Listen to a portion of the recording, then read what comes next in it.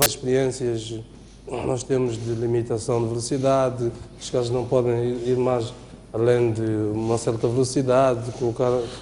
Há já software de gestão de frota e que se impõe a quem quer investir neste setor que entre nisso. Mas temos o Inatel que tem que acordar e começar a mostrar de facto que é uma instituição que não estamos ali só para pagar taxas, está para trazer soluções de facto ao país. Muito bem, o Fernando escolheu como assunto da semana um assunto que também tem a ver com o Ministério dos Transportes e Comunicações, anunciou a reativação da cabotagem mais uma vez. É isso, a maioria dos nossos ministros de transportes são recorrentes no anúncio da reativação da cabotagem, ou seja, do transporte por via marítima entre os nossos principais portos e, sobretudo, os portos secundários e terciários, ou seja, vem do tempo colonial aquelas referências a Angocha, Moma, Marcuse, ao Chinda, à Barra do Limpopo, isso tudo praticamente desapareceu e eram pontos importantes, não só por causa da cabotagem, mas do que isso significava em termos da economia destas pequenas localidades. Se hoje formos olhar para sítios como Macuse e Xinde, não acontece nada mais. O Xinde é preciso chegar-se ao Xinde por via de Marromeu, atravessar-se o Zambeze de barco para se chegar ao Xinde, porque a estrada é terrível para se fazer o acesso via terrestre. Mas estamos a falar de cabotagem. Há estudos sérios, há intervenções notáveis sobre os problemas da cabotagem, nomeadamente de Fernando Amado Couto, que também acredita que a cabotagem poderia ser uma boa alternativa aos nossos transportes, mas é assim, sem se mexerem na componente custos da utilização dos portos, das taxas, a autoridade tributária, fiscalizações, vistos certificados de sanidade e outras coisas. Não é possível baixar-se de forma dramática os custos de transportar mercadoria por barco. Por outro lado, também temos que reconhecer que o lobby do transporte rodoviário é muito forte, inclusivamente temos ministros que têm grandes frotas de caminhonagem. Portanto, não é que a caminhonagem vai ficar de braços cruzados a ver este incentivo da cabotagem. Mas, é assim, bem prega Frei Tomás. Também temos o desafio de mover da estrada para o caminho de ferro todas as cargas a granel que vêm da África do Sul, e isto continua por se fazer e, portanto, vêm as cargas de caminhão com todos os problemas que isso acarreta e com uma via férrea disponível. Portanto, eu acho que como repto, como enunciado político, a linha adressante como é uma linha ociosa completamente. Como enunciado político, eu acho muito bonito que se fale de cabotagem, inclusivamente o ministro Paulo Zucula comprou... Foi uma das suas bandeiras.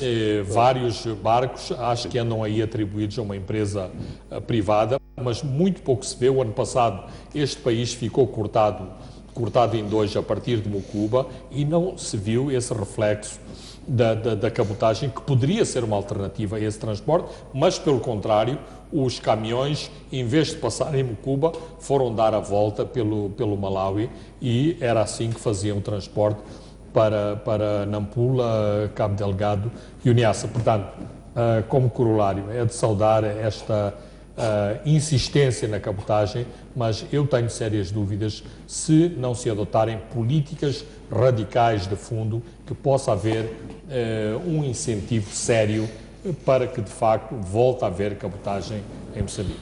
Veja, este assunto estava no plano quinquenal passado e transitou para este e ainda não aconteceu rigorosamente nada relativamente a isto. Mas falar em cabotagem, ao nível do Jornal do País fizemos um trabalho que tem a ver com o assunto que vamos abordar já agora, a questão da dívida pública, que é uma retrospectiva deste processo todo que seria interessante as pessoas verem. Em 2014, quando se descobre o assunto da Ematum,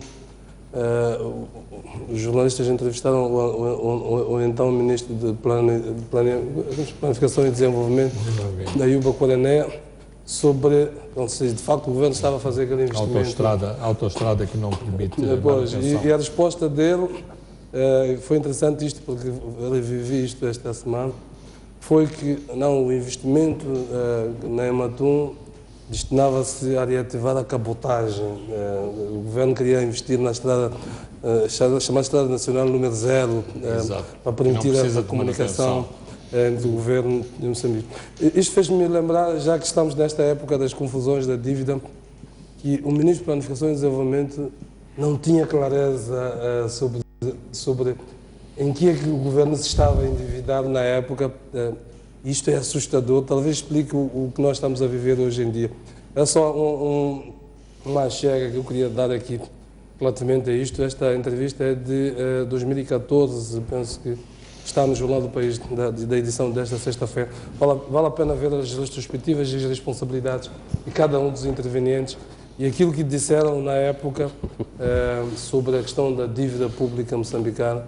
E esta do Ministro da Planificação e Desenvolvimento, de facto, é aterrador. Quer dizer, quando o Ministro da Planificação não sabia porque que o governo se estava a endividar, ou pelo menos não disse a verdade naquele momento. Muito bem, vamos precisamente começar por olhar para o assunto da crise da dívida pública do país, que tem estado a dominar as atenções. O Primeiro-Ministro esteve em Washington esta semana e, de acordo com uma nota do FMI, confirmou então que havia os tais empréstimos escondidos, mas não revelados a esta instituição.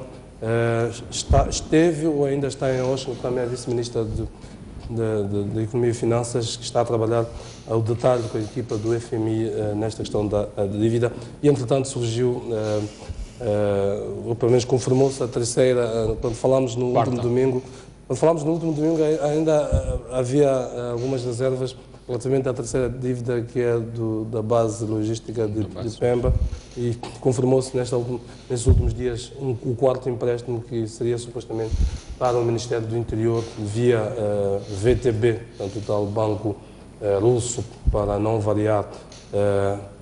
Fernando, começo por ti, não há coração que aguente demasiadas surpresas, e a dúvida é se ficamos pelas 4 ou... Não, eu acho que ainda há mais, e vamos assistir a mais revelações. Para já, vamos aos factos. O FMI disse que, pelo menos, ou uma fonte do FMI disse que já conseguiram fazer a confirmação de 1.365 milhões de dólares. Isto somado aos 850, já vamos nos mais de 2.200 milhões de dólares. Portanto, estamos, de facto, naquela fasquia que o Ministro Malayan falava há 2 semanas, dos 11 bilhões, e aquilo que discutimos no programa passado, a decalagem entre o número de 8.2 do Rogério Nkomo e os 11. O número de 8.2, sabemos agora, era a dívida coletada a novembro de 2015. Os 11 já incorporam esta nova dívida, daí o facto do Ministro Malayan dizer: há aqui uma confusão, está tudo lá elencado. É assim, o governo de Moçambique, em sintonia com os bancos e para a preparação do roadshow, preparou um prospecto de renegociação da dívida, um prospecto que tem 198 páginas, e é o tal documento a que o Financial Times teve acesso, a que o Wall Street Journal teve acesso, a que alguns credores, a que grande parte dos credores tiveram acesso, e que agora também a Lusa teve acesso. E nesse prospecto, de facto, fala-se de 11 bilhões, onde estão já todas estas dívidas, menos esta dívida para o Ministério do Interior, que as fontes da Reuters dizem, e também citadas pelo FMI, por uma fonte anónima do FMI, que varia entre 130 milhões e 200 milhões. Portanto, de números e de como é que os números surgiram, estamos falados. Do ponto de vista político, temos também mais alguns elementos interessantes.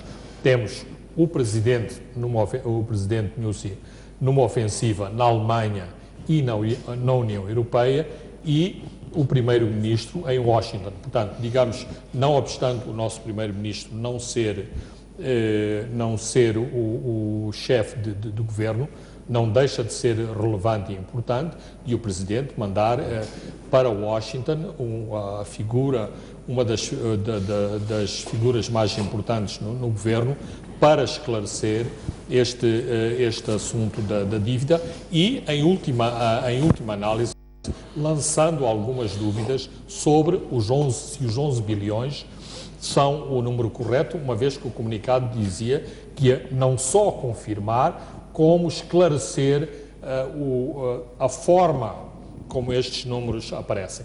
Um outro facto muito importante e que está a deixar muitas pessoas nervosas é o facto do Primeiro-Ministro, de algum modo, e em adição à famosa declaração de Nyusi, encontramos os cofres vazios, disse, fomos lá para ver dívidas contraídas em 2013 e 2014. Vamos falar vamos falar sobre isso, é um assunto que eu aqui coloquei, a questão da responsabilidade política, de facto. Exato, vamos já falar.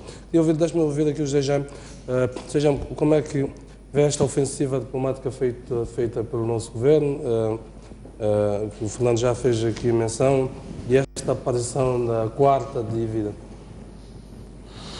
Bom, a ofensiva diplomática explica-se porque estamos, de fato, num momento de baixíssima credibilidade internacional e, olhando para aquilo que foram as notícias desta semana, não foi apenas na vertente da dívida, mas também na vertente do conflito, ao menos tendo em conta... Pelo menos ao nível da União Europeia e a Alemanha, é um assunto que foi levantado claramente. Sim, aí está. Eu penso que o nosso chefe de Estado, neste momento, não só tem a preocupação de resolver esta parte econômica, mas também a testar as águas sobre o que se sente, pelo menos na Europa, em relação a uma potencial solução desta crise e se eventualmente ainda pode ter apoio em função da forma como este conflito vai ser resolvido. Em relação à dívida, bom, eu tenho a impressão de que muito mais do que nós estamos a ter 4 dívidas, 3 ou 4, 2, eu não sei bem, eu acho que só teremos a verdadeira dimensão da dívida quando, de fato, o governo explicar o que são essas dívidas. Porque, por exemplo, a dívida do Ministério do Interior é dívida de quê? É dívida mesmo para o Ministério ou é dívida para a empresa que é do Ministério do Interior, que participa, por exemplo, na... Como é que foi feita a operação? Sim, aí está. Quer dizer, esta parte não está clara. Porque o Ministério do Interior, na verdade, não tem personalidade jurídica. Não se pode emprestar dinheiro a um Ministério. É estranho isso, é estranho.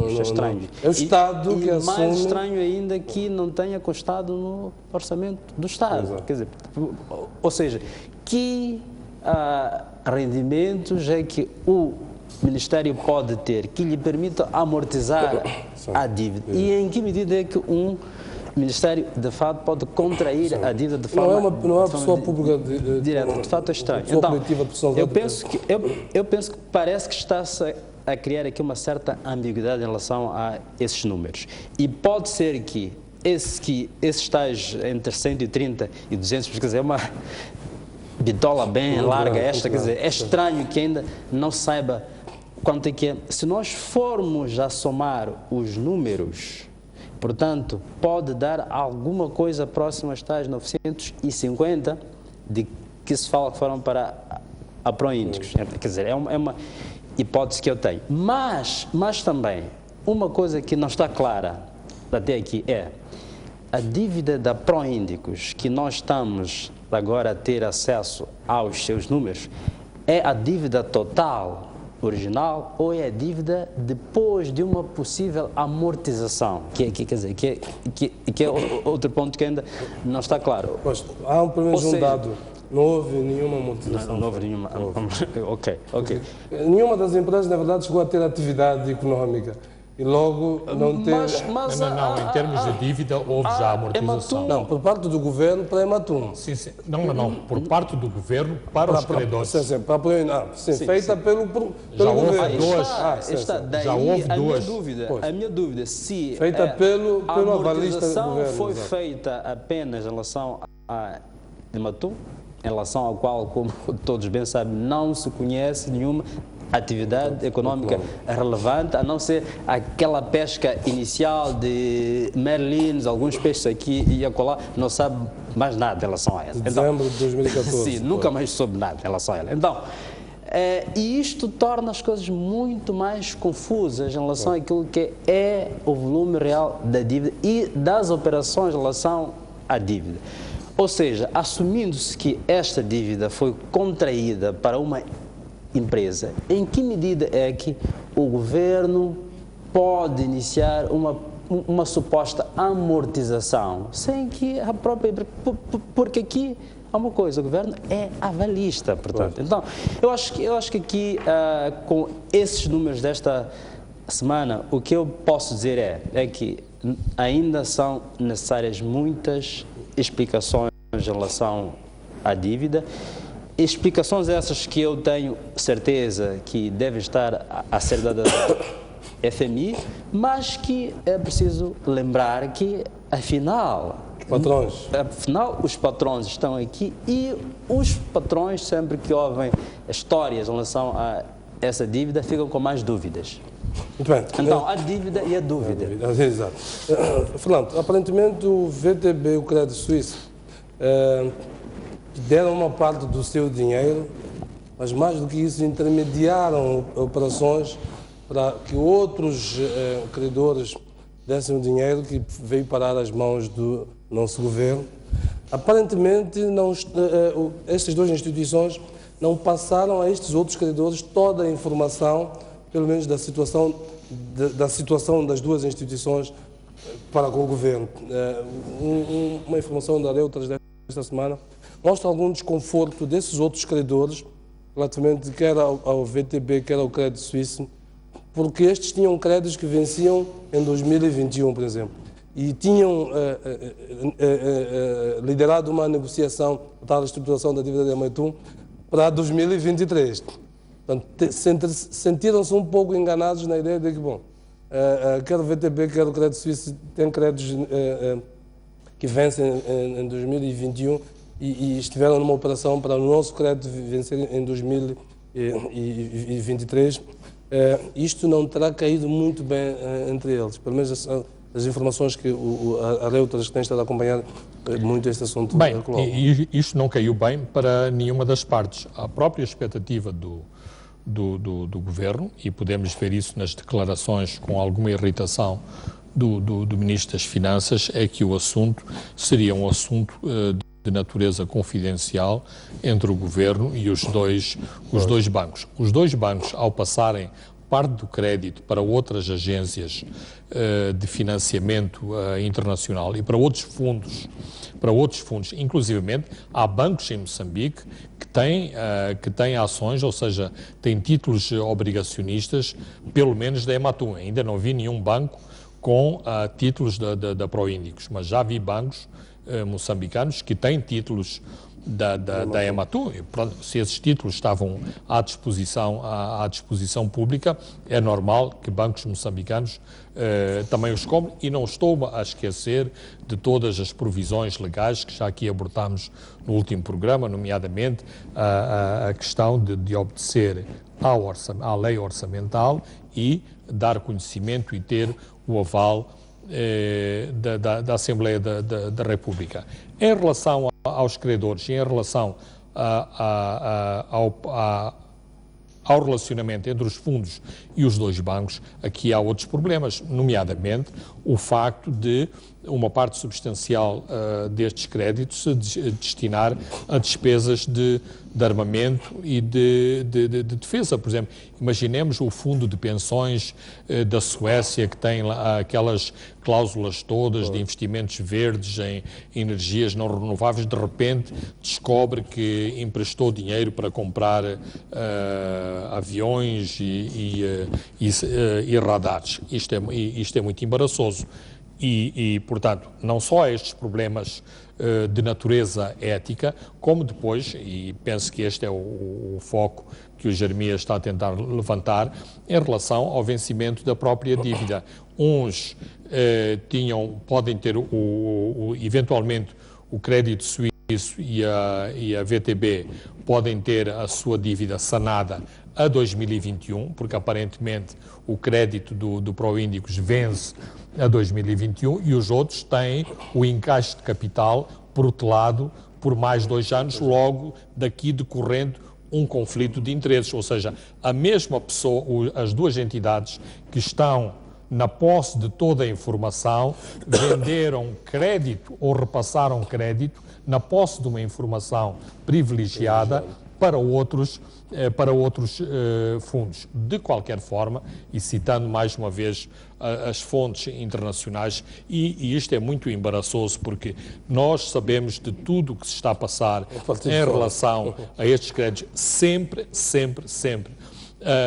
a partir de fora, dados os juros altamente encorajadores e simpáticos que o governo moçambicano, pela renegociação que fez das obrigações, deu para 2023, estes mesmos fundos, em princípio, não vão fazer o seu protesto por via legal, embora tenham dito ao Wall Street Journal que estariam a considerar, ou pelo menos estão a consultar os seus advogados. Mas estas coisas é assim, é sempre melhor resolver um assunto fora do tribunal do que estender não só uma litigação em termos de tribunal, como, portanto, mesmo comissões de intermediação e de litigation.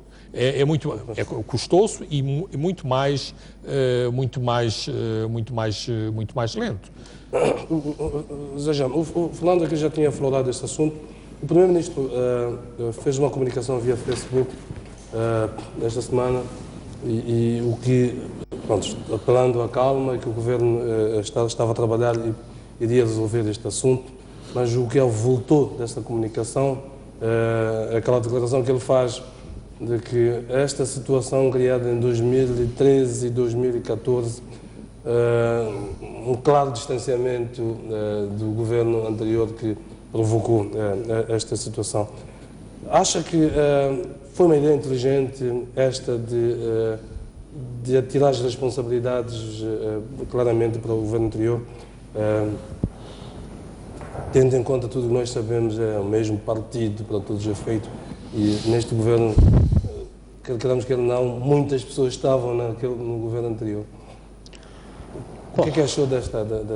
Bom, eu penso que não foi um trecho da sua mensagem inocente. Dado o momento, acredito que toda a comunicação tem sido cuidadosa, inclusive até do próprio FMI. Então, eu não creio que tenha sido lançado assim, este ponto assim, ao acaso. Agora, a forma como foi posto este ponto, entre muitas coisas, e de forma não bem explícita, em parte mostra como é que essa questão da responsabilização parece-me que está a ser vista. Sem dúvida, é um ponto que está a ser considerado, é um ponto, mas quando chega o momento de se ser explícito em relação a este ponto, eu vejo que parece haver uma certa hesitação. E vou dar exemplos simples. No Comitê Central ficou claro que este é um ponto crítico e que existe uma parte da dívida que supostamente pode ter um elemento privado e outro público. Quer dizer, E aí pôs-se o ponto de que é importante separar-se aqueles aspectos que são de ordem pública daqueles aspectos que são de ordem privada. E, em função disso, a sacar-se as devidas responsabilidades. Agora, só que quando chega o momento de nós sermos explícitos em relação a isso, o que sai em termos de um comando claro, em termos de sinalização para os passos futuros, não é claro. Sabe-se muito bem que a doutora Graça foi muito assertiva em relação a isto. Graça Machado. Sim, foi muito assertiva em relação a isto. Mas, quer dizer, acho que foi há uns 2 dias, quando ela, acho que foi numa entrevista que lhe foi feita à margem de um outro evento. Ela diz que, olha, é importante que o governo esclareça, explique muito bem a questão da dívida. Mas só que depois eu achei a outra parte muito estranha, quando diz que nós temos que parar de nos acusarmos uns aos outros e temos que usar os nossos recursos para aumentar a produção interna. Bom, eu acho que aqui o nós é muito problemático, justamente pelo que disseste. É que o nós não é o nós, nem sequer o governo. Por quê? Porque, como bem disseste no início, dentro do próprio governo, esse nós não existia, porque havia membros do governo, do tempo em que esse empréstimo foi feito, que simplesmente não parecia estar a par desta operação. Então, transformar esta questão no nós, eu acho que para mim é extremamente, acho que é extremamente decepcionante. Por quê? Porque não há nós aqui. Existem pessoas que fizeram o empréstimo à margem da lei, ok? Que nem sequer, governo que pelos vistos, partilharam esta intenção de uma decisão governamental com implicações de médio e longo prazo aos membros do governo. E, por sinal também, e aí remeto ao que disse o doutor Teodato Nguana, quer dizer, quando ele mostra o seu choque, quer dizer que nós que estávamos fora do governo não sabíamos disto. Então, eu acho que quando nós estamos a aligeirar esta questão da responsabilidade e dizemos que temos que evitar trocar acusações entre nós, acho que para mim mostra uma grande hesitação sob o ponto de vista de quem é responsável, e isto dá um mau sinal sobre a forma como esta questão da dívida pode ser resolvida. Não digo que vá ser assim, mas só que a mim preocupa que haja uma certa hesitação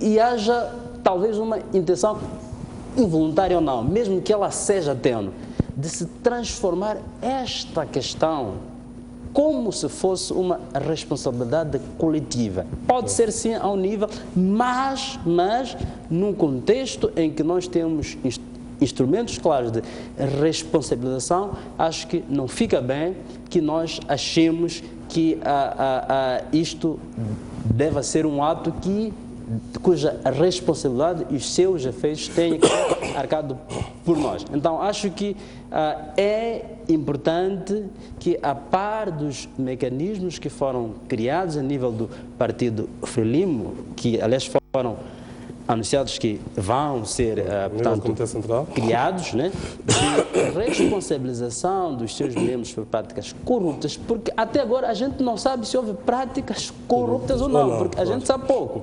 Mas é importante que a questão da responsabilização não fique apenas como um elemento dos mecanismos partidários internos, que este sinal também seja dado às instituições, porque havendo matéria que implica em responsabilidade individual, naquela vertente de que existe uma componente pública desta dívida e uma outra privada, para que as instituições simplesmente funcionem e saquem as devidas responsabilidades. E a gente sabe muito bem que para que elas façam isso, elas precisam de um sinal político a nível do Partido Frelimo, porque sem este sinal e sem este apoio, as instituições, mesmo que elas queiram, elas não têm como avançar. Fernando, queria também ouvir a tua opinião. Este pronunciamento do Primeiro-Ministro, como é que enquadra do ponto de vista político? E já agora também o pronunciamento do Presidente Nyusi em entrevista aos jornalistas moçambicanos em Bruxelas, quando dizia que o governo vai assumir as suas responsabilidades, mas a dívida que é dos privados vai ser assacada aos privados. Ora, existindo pessoas concretas que representaram os privados e que solicitaram estes empréstimos responsabilizáveis, também é certo que existem pessoas que foram do governo na época e que deram essas garantias por parte do Estado, que não podem ficar de fora, portanto, na altura. Porque quando a dívida se transforma em soberana, é porque essas pessoas privadas não conseguiram pagá-la. Não conseguiram pagá-la porque não tem um conjunto de mecanismos, o negócio não andou, não tem as garantias necessárias para pagar, por isso que o Estado assumiu a dívida. E neste momento o Estado decidiu assumir a dívida, quer da Ematunto, quer da Província, quer dessas ordens. Significa necessariamente esta responsabilização não se ficar apenas pelos privados, terá de tocar do outro lado de quem avalizou isto? Certo. Bem, este é um assunto que está a ser, que tem vindo a ser gerido com pinças.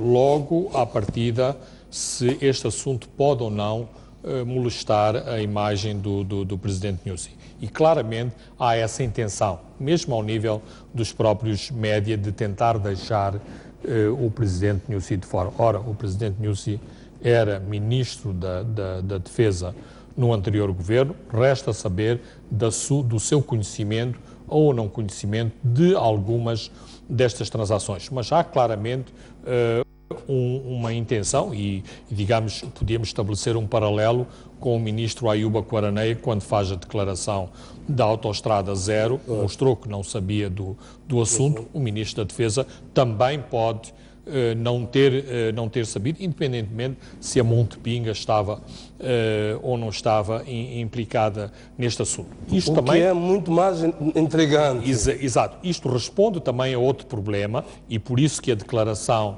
do Primeiro-Ministro é muito interessante, porque desde esta legislatura que tem havido uma pressão, nomeadamente de setores do Partido Frelimo, mas também por parte dos doadores, para que o governo do dia se demarcasse do governo anterior. E, até à declaração do Primeiro-Ministro, nunca houve essa demarcação. Ora, eu penso que o Primeiro-Ministro e o Presidente Nyusi chegaram à percepção de que o assunto era suficientemente grave para, mandar o Primeiro-Ministro a Washington, 2, o Primeiro-Ministro, como foi descrito na imprensa, com uma montanha de documentos, aliás, uma parte da montanha de documentos foi trazido pela Vice-Ministra das Finanças, e tentar, à boa maneira moçambicana e à boa maneira de como a Luísa Diogo, no passado, resolveu este problema, com humildade, com disclosure, ou seja, pondo os pratos na mesa, os documentos em cima da mesa, porque também o FMI não está interessado em fechar a porta totalmente ao governo. E, por outro lado, com o apoio europeu, nomeadamente Angela Merkel, o Jean-Claude Juncker ao nível da União Europeia, dando alguma almofada de conforto ao FMI e, claro, a Moçambique, porque é Moçambique que está na berlinda de dizer é preciso resolvermos isto e é preciso darmos luz no fundo do túnel. Agora, mas voltando a questão que o Jeremias está aqui a colocar é óbvia, ou seja, quando estes assuntos são tratados nesta grande opacidade, isto abre a porta depois a outras operações paralelas. Portanto, na complementaridade de sanar este problema, é preciso fazer aquilo que costuma dizer follow the money, ou seja, ir atrás do dinheiro, que é para dar os nomes aos vários dinheiros e os canais que o dinheiro seguiu, embora saibamos do último escândalo da década de 90, que o governo da Noruega pagou uma due diligence ao antigo Banco Austral para fazer exatamente exatamente para o follow da money, e até hoje também não conhecemos os resultados da investigação forense que foi feita aos créditos concedidos pelo extinto Banco Austral. Portanto, tem muito que se lhe diga dentro desta perspectiva que o José Jaime aqui estava a apresentar. Agora, o presidente Nyusi, e em relação aos privados, disse uma coisa muito mais interessante e que também parece que passou despercebida aos médios. O presidente Nyusi disse que se a Ematum não pescar, temos que fazer outras coisas da Ematum, ou seja, dando claramente a indicação que muitos setores económicos já levantaram: se estas pessoas não sabem pescar, entreguem os barcos a quem sabe pescar, que em termos políticos, é uma resposta importante no sentido de Moçambique se desfazer e que vem na senda de um outro debate, que é todo o setor público da economia. Se não dá lucro, é preciso arranjar soluções para esse setor, para não ser um peso para o Estado, para a dívida e para o Tesouro. Indo um pouco em relação ao que o Lima diz, no comunicado do FMI de ontem, creio que foi à noite ou no fim do dia, um dos pontos que se levanta é a questão da governação das empresas públicas. Portanto, e isto está a sinalizar que provavelmente entre as medidas que estão a vir aí, como parte deste pacote, temos que provavelmente estar à espera de que há um pacote específico para as empresas públicas. As empresas públicas, para a economia no geral, a questão dos subsídios, que estão a ser dados, os gastos o públicos, FMI foi sempre contra isso. Estabilidade fiscal, cortes nos gastos, etc. Nas conversações de Paris, quando tivemos o perdão da dívida, a LAM esteve em cima da mesa pelo menos 2 anos. Aí está, a volta, portanto, do debate sobre a privatização das empresas públicas, no meu entender, não é uma coisa de se descartar. Agora, vamos lá ser realistas. Quem é o agente privado? Quem é que poderia achar algum interesse em assumir uma Ematum, pelo menos com o passivo que ela tem? A não ser que o Estado assuma o passivo, quase totalmente, e entregue a Ematum para tentar rentabilizá-la. Mas aliás, o doutor Tomás Salomão, esta semana, na oração de sapiência que fez na CEPOL, confirmou aquilo que nós temos vindo a dizer: pescando atum, Ematum não é viável. Ematum não é viável. Então, para mim, a questão que os 850 milhões levanta não foram para pescar atum. Levanta de que é possível entregar a Ematum para os privados. Não me parece. Acho que é excessivamente otimista. Acho que nenhum privado iria achar interesse, a não ser em condições tem sobretudo um específicas, em que o Estado assuma o passivo. Agora, com o passivo que ela tem aliás, o grande problema da Ematum não é, se calhar, os gestores estão lá não saberem pescar. A empresa foi estruturada para pescar atum, de facto. Este é o problema. Portanto, os meios que foram mobilizados são para pescar atum. As condições que estão criadas são para pescar atum. Há alguém que, se lhes derem aquelas condições, pode pescar atum. Portanto, há muitas interrogações relativamente a isto. Mas, para todos os efeitos, o Governo já assumiu a dívida soberana da Ematum e, portanto, essa é a sua preocupação. Eu queria introduzir o outro ponto que tem a ver com a questão da soberania que se levanta nesta altura. O Governo foi explicar com toda a rapidez este assunto aos doadores, antes de o fazer os seus próprios cidadãos. O manancial de informações tem vindo de fora, como mencionou aqui o Lima, e pouco ou quase nada de dentro. Lembrem-se da frase célebre do nosso presidente: o patrão, o seu único e exclusivo patrão é o povo. Ora, mas percebe-se o contexto do que é que significa o FMI, enfim, uma coisa é fazer política, são os soundbites políticos que é preciso, mas quando há realidade... Mas o Comitê Central da Frelimo já disse há mais de uma semana, dê informação ao povo. Eu queria dizer, Como é que deve, quer o Presidente, quer o Governo, explicarem aos moçambicanos esta situação? Deverão fazê-lo via Parlamento? O Presidente deverá fazer uma comunicação ao país? E o que é que deve dizer nessa comunicação, na sua opinião? Bom, o Governo se expôs a uma situação extremamente sensível por uma questão de ingenuidade, ou seja, por ter escondido esses dados, ele se expôs a que esta informação fosse disseminada pelos canais internacionais. E aí se expõe a uma coisa extremamente arriscada. Qual é? É que por esta via vai chegar na voz dos parlamentos de alguns países parceiros que, quando olhamos para a Europa nos últimos tempos, não só tem tido cortes de ajuda para o desenvolvimento, como também em termos ideológicos cresce, portanto, a oposição dos contribuintes. A oposição ajuda ao desenvolvimento em si. Então, eu acho que, portanto, aparece como uma lição que o governo eventualmente faz aqui conosco não pode fazer quando se trata de atores a este nível. Tanto mais que, como nós vimos aqui, inclusive arrisca-se a ser alvo de um processo lá fora. Então isto como elemento fundamental que sirva de lição, que operações deste tipo precisam ser transparentes, porque independentemente do tempo que levam, elas acabam sendo públicas, porque o mundo de hoje é assim, e principalmente o mundo da finança internacional, por causa dos estándares que tem, acaba sendo assim. Portanto, a transparência é importante. Então, eu penso que a esta altura não resta mais nada ao governo que divulgar exatamente os contornos desta operação e se livre logo de uma vez por todas disto.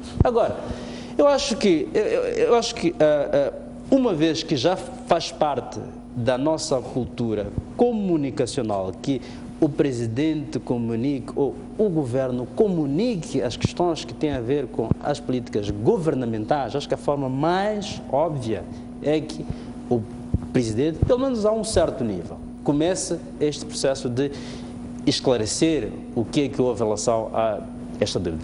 Claramente que também o Governo deve fazê-lo pelas vias, aliás, como foi dito, pelas vias existentes, que é ir, portanto, em sede da Assembleia e dizer o que houve. Mas acho que é de capital importância, pela gravidade deste problema e pelos potenciais efeitos que ele pode ter, que a partir do Presidente se começa o processo de clarificação e esclarecimento do que é que foi esta operação e que, como nós vimos, não deu certo. Acha que quem deve fazer esta informação?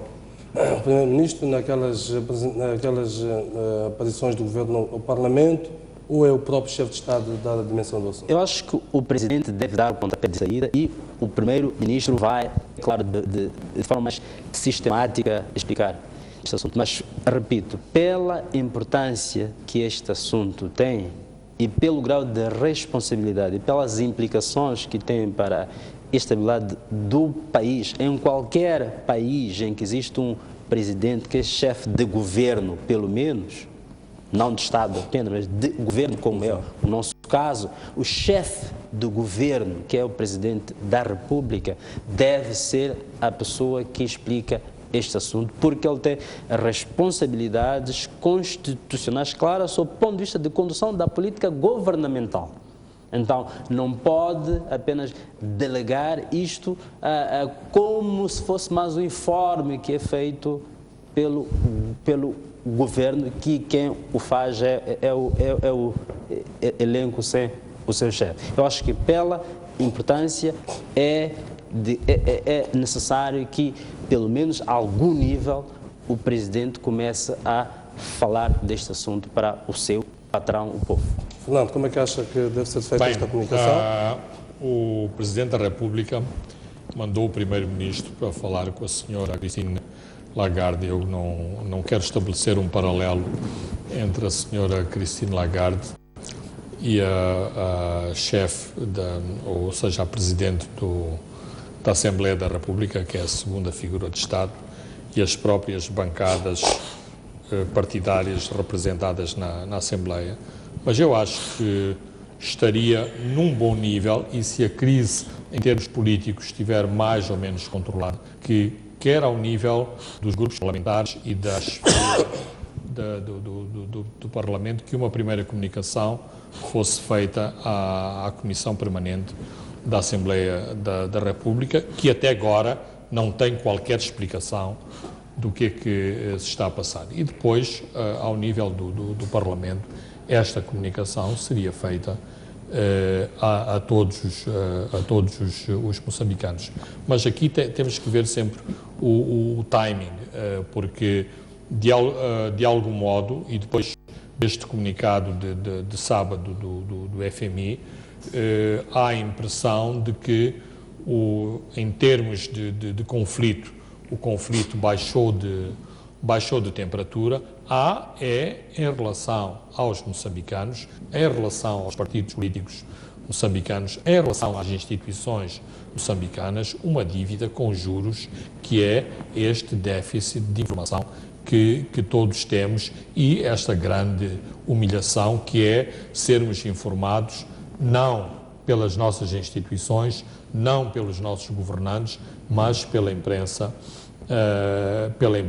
internacional, e honra seja feita à comunicação social moçambicana, que tem reproduzido, e eu penso que em termos equilibrados, aquilo que se tem dito, e o que é certo é que o Governo até agora nunca veio dizer que houve divulgação de rumores, de notícias menos apropriadas sobre o que se está a passar. Portanto, eu acho, e em última análise, talvez, mais uma vez, porque este é um assunto tratado com pinças e porque de algum modo também há que resguardar o Presidente da República, talvez toda esta responsabilidade podia ficar nos ombros do Primeiro-Ministro, que não se tem saído mal nas suas comunicações ao Parlamento de Moçambique.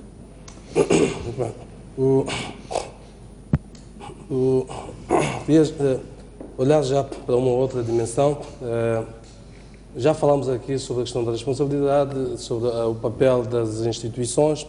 Eu queria trazer outra dimensão. O Estado guia-se pelo princípio da autonomia dos poderes, enfim, tanto aquelas teorias políticas que já conhecemos. O doutor José Jamacuana é um politólogo que conhece muito melhor isso do que eu. Eu queria trazer aqui a questão dos outros poderes. Este assunto está a ser gerido pelo Poder Executivo, temos, entanto, o Poder Legislativo, que já ouvimos a reclamar, mas há um outro poder que está num silêncio sepulcral que é o poder que tem a responsabilidade de pegar nas leis que são feitas pela Assembleia e assegurar que o Estado é gerido como deve ser. A Ordem dos Advogados emitiu um comunicado esta semana em que refere que há pelo menos 3 infrações visíveis neste processo. Fala de uma extrapolação das competências constitucionais que cabem ao Governo, abuso do poder, sonegação de informação relevante, não suceder. Como é que interpreta este silêncio do Poder Judicial? Bom, vamos fazer um simples paralelo com o que está a acontecer no Brasil com a Dilma. Exato. A Dilma, a principal acusação que ela tem neste momento e que lhe pode levar ao impeachment é a questão da responsabilidade fiscal, ou seja, ela fez mais ou menos algo similar. Ela aprovou despesas que não estão dentro do quadro fiscal. Fez arranjos. Sim, então esta é a principal acusação que pesa sobre ela. Nem foi dívida a esses níveis. É claro que o processo dela é mais político do que envolve outras nuances, sem dúvida. Mas um elemento importante nisto tudo, depois de este processo ter sido desencadeado politicamente, é a existência, de certa forma, de um judiciário que age com uma relativa independência, mesmo que tenha alguma influência. Hoje em dia fala-se isto Isto é fato que é uma politização muito grande do judiciário brasileiro. E de fato existe. Mas eu digo isto tudo por quê? Porque acho que para que esta ação seja desencadeada, nós precisávamos ter um grau de autonomia do judiciário. Porque, como nós dissemos aqui já, matéria em si não falta. Matéria em si não falta. Agora, do ponto de vista constitucional, esta autonomia, esta independência existe. Não, existe. Pois. Mas só que, aliás, eu a RENAMO, a sessão de análise de constitucionalidade dos atos do Executivo. O problema não é só o judiciário. A cidadania em si, neste país, ainda não está a este nível de também puxar um pouco para este sentido de responsabilização. Então, existem várias formas aqui e, inclusive, a partir de grupos de cidadãos, a solicitação de análise de constitucionalidade do Conselho Constitucional, como aliás a lei dá este espaço, mas só que isto é claro que não está a ser feito, não vai com 2.000 assinaturas é possível fazer isso. Sim, exatamente. Fernando, queria ouvir, numa altura em que o nosso Estado de Direito está a ser posto à prova verdadeiramente, portanto, até que ponto estes três poderes instituídos, eles de facto são poderes como tal, pelo menos constitucionalmente, são colocados ao mesmo nível, estes três poderes. Há um dos poderes que nesta altura mais do que nunca é convocado e é preciso lembrar que no ano passado, sem nenhuma queixa formal e baseando-se apenas em publicações de jornais, que é mais similar ao que está acontecendo agora, a Procuradoria promoveu uma ação contra um cidadão, no caso o professor Castelo Branco. O que deu o comentário de que o judicial persegue aqueles que levantam problemas com a dívida e não aqueles que contraíram a dívida. Uma justiça forte para os fracos e fraca para os fortes. O funcionário da Ordem, ele esta semana deu uma entrevista muito interessante em que ele chamava a atenção que não é pelo facto de o Presidente nomear os juízes e o Procurador que isto exime esses mesmos juízes de uma determinada hierarquia das suas responsabilidades e tomarem os seus posicionamentos. Isto para indiretamente dizer que quer o Tribunal Supremo, quer o Conselho Constitucional, quer a Procuradoria da República podem tomar as suas iniciativas. Por exemplo, a questão do Conselho Constitucional. Porquê que tem que andar sempre a ver as questões de procedimento, as questões do formalismo processual e não analisa as questões de fundo que muitas vezes os partidos políticos, nomeadamente quando são as eleições, lhes submetem. Isto claramente é tirar, na linguagem futebolística, é tirar a questão para canto e não assumir as responsabilidades. Nesta questão da dívida, e já andamos a arrastar isto há mais de um ano. Há muito tempo que a Procuradoria poderia começar a trabalhar sobre este assunto. Portanto, quando se faz esta acusação de que o nosso judiciário ainda anda muito a reboque do poder político, isto é a pura verdade e estes assuntos demonstram isto cabalmente. Em relação àquilo que o Jeremias chamava aqui a colação do posicionamento da Ordem dos Advogados, que eu achei muito interessante, gostaria também de chamar à colação o documento que parece muito bem elaborado do Fórum do Fórum da Dívida e também do Centro de Integridade Pública sobre o mesmo assunto. São 3 tomadas de posição sobre a dívida que mostram que a nossa sociedade civil, não obstante todos os problemas que temos, os problemas de cidadania que aqui referia o José Jaime, mas que com coragem levantam estas questões e com alguma pedagogia tentam explicar aos moçambicanos aquilo que está em jogo neste debate sobre a dívida pública. Chegando a questão das instituições, uma verdadeira questão, José Jaime, são 2 frentes de altura e este acabou de secundarizar a questão do conflito que o país tem.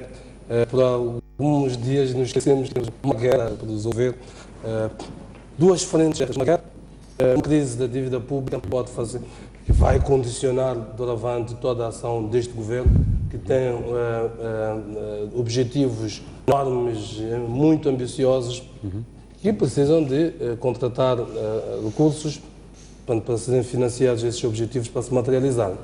Não resolvendo o assunto de dívida, por exemplo, ficar no colete de vossas para cumprir com o seu manifesto eleitoral. Como é que o Presidente Nhus se sai de uma guerra numa mão e uma crise de dívida pública na outra mão? O Presidente Nhus, como qualquer presidente, teria dificuldade em gerir uma crise desta. Temos a crise da dívida, temos a crise econômica, uma crise global, portanto, a crise da dívida apenas agrava a crise econômica e temos a crise militar. Então, é insustentável. Eu não creio que seja possível, e principalmente se a crise militar arrastar-se, vai ser insustentável, primeiro, ter que gerir uma crise militar que envolve gastos, justamente numa situação em que nós vamos ter restrições muito grandes sobre o ponto de vista de gastos, e ainda por cima temos o potencial, se de fato, e isto ainda temos que fazer o stand-by para ouvirmos que medidas vão vir do FMI. Quer dizer, dependendo da severidade dessas medidas e os seus efeitos sociais, portanto, você tem potencialmente algum descontentamento social, um conflito militar e uma crise econômica. Então, é extremamente complicado gerir os três e eu, em parte, interpreto a inclusão das questões do conflito na diplomacia feita na Europa como também uma tentativa de aliviar a pressão nessas várias frentes em que o Presidente está. Ou seja, para mim vai ser complicado que o Presidente consiga gerir de forma sustentável essas três crises. Ele vai ter que optar em investir pelo menos um grande esforço para que uma das crises possa ser resolvida, pelo menos a breve trecho. Como? Não sei, mas o ponto é que da crise econômica são variáveis que não estão de forma alguma sob controle do chefe de Estado. Então, resta-lhe o quê? Resta-lhe, dentro da latitude que ele tem, tentar acelerar a questão da solução do conflito militar, porque é aí onde potencialmente pode ter alguma válvula de escape para ter mais força e recursos para gerir as outras crises. Fernando, o risco de desgaste político, de uma aceleração do desgaste político de um presidente que entrou com um capital político enorme, este risco é muito grande. Depende em grande medida da forma como este assunto foi gerido. A combinação dos dois aspectos deixou a saia mais curta, ou se quisermos, como o Presidente não tem uma costela escocesa, o seu fato e o seu colete ficaram um bocadinho mais apertadinhos. E não obstante o ênfase que o Presidente pôs sobre a questão do partido armado e da existência de partidos armados, certamente que a mensagem que ouviu na Europa, sobretudo de interlocutores da Bélgica, da Alemanha e da União Europeia, onde a família centrista neste momento é dominante. A família centrista que tem ligações com a Renamo e não tem tantas ligações com a Frelimo, que está ligada a outra família, portanto à família social-democrata, certamente que ouviu mensagens muito claras para se avançar na solução deste conflito, que é, em última análise, uma moeda de troca para se ultrapassar o problema da dívida. Uma das questões, e talvez a questão fundamental, e o último Comitê Central não deu uma resposta cabal a esta questão, é como é que o Presidente vai vender estas duas coisas aos seus pares no Partido Frelimo, ou seja, queremos a resolução a bem de Moçambique e dos moçambicanos da nossa dívida pública e da sustentabilidade da dívida pública, mas temos este conflito que temos que resolver e não pode ser pela via dos tiros que os vamos resolver, e os nossos doadores não têm essa percepção de resolver o assunto nesta base. Portanto, é um assunto que está em evolução, mas ainda não é claro quais vão ser os próximos passos para que uma componente ganhe ascendente sobre a outra, mas claramente as duas questões estão ligadas, e o José Jaime diria, neste caso, o leverage político da questão da dívida agora vai pesar muito mais como elemento de pressão sobre os outros fatores. Muito bem, queria terminar lembrando um trecho aqui do discurso do Presidente da República na sua tomada de posse, que nesta altura é convocado. O Presidente Filipe Nunes disse, passo a citar: asseguraremos que as instituições estatais e públicas sejam um espelho da integridade e transparência na gestão da coisa pública, de modo a inspirar maior confiança no cidadão. Queremos uma cultura de responsabilização e prestação de contas dos dirigentes, por forma a que conquistem o respeito profundo do seu povo. Queremos dirigentes que escutem os outros, mesmo quando a opinião desses outros não lhes for favorável. Exigirei do meu governo os valores de humanismo, humildade, honestidade, integridade, transparência e tolerância. Penso que chegou o momento de implementar das tais medidas fraturantes. Exato. Muito bem, quero agradecer a vossa presença. O nosso programa termina por aqui. Lembrando então que próximo domingo voltamos a encontrar aqui neste mesmo espaço. Uma boa semana de trabalho para todos. Boa noite. Até lá.